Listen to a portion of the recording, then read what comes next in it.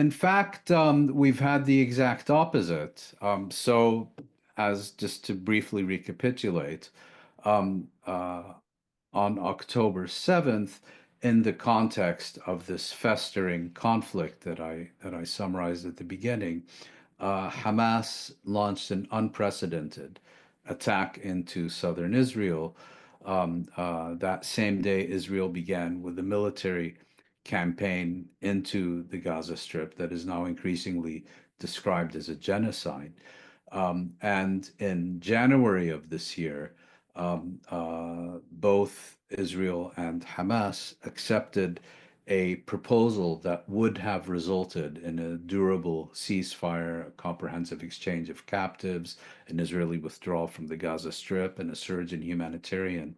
assistance into the Gaza Strip. What happened is that agreement broke down very briefly, the primary reason being, on the one hand, that Israel didn't want to go from the first to the second stage of the agreement unless that agreement that it had already agreed to was modified. And secondly, because the United States decided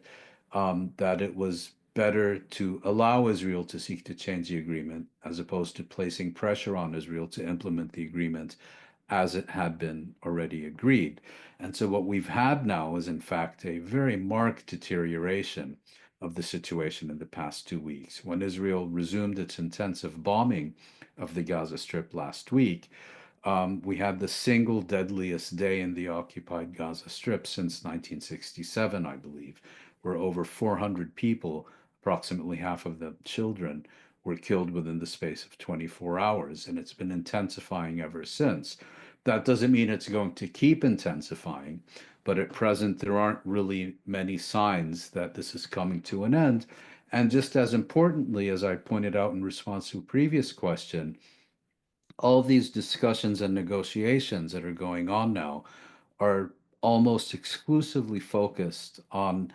a ceasefire and bringing this war to an end, rather than addressing and resolving the political crisis, the political issues that produced this war that we're discussing now.